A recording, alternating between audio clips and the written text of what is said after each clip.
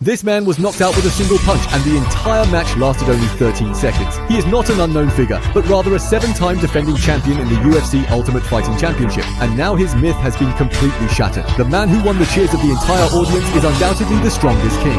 His name is Conor McGregor, known as the Notorious, but he is not satisfied and has decided to cross 2 weight classes, skipping lightweight to directly challenge a welterweight fighter.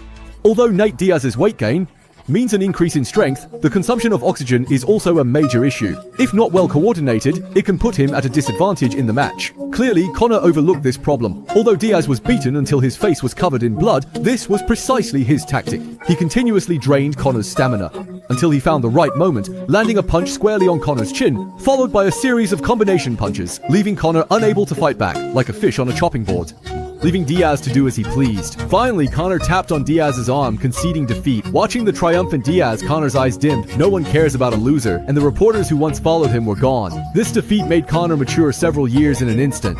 But just a few hours later, as the first rays of morning sunlight spread over the outskirts of Las Vegas, Conor surprisingly began a new round of training. This time, his training could almost be described as self-destructive, getting back up where he fell. A few months later, Conor decided to challenge Diaz again. At the press conference, the confident Conor was back, and his familiar trash talk irritated Diaz, who wanted to leave the conference. However, Conor's trash talk never stopped, infuriating Diaz to the point of throwing a water bottle, which Conor threw back and causing chaos on the scene, with many people getting accidentally injured. People later realized that the reason Conor was so angry was because Diaz's people had injured his girlfriend. Filled with rage, Conor once again stood opposite Diaz, knocking his opponent to the ground right at the start.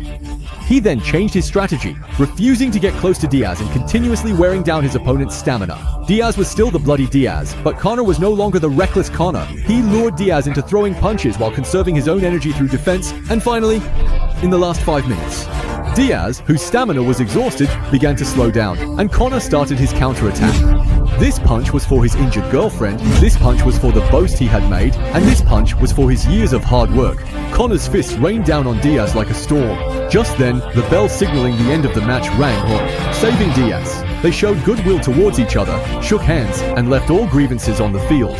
Finally, after being scored by the panel of judges, Conor narrowly defeated Diaz by 1 point. Off the field, Conor, who was injured in multiple places, could only move with the help of crutches, but he could still proudly shout, "They all dare with me. Everyone used to dare with me. Put me down, now tell me now."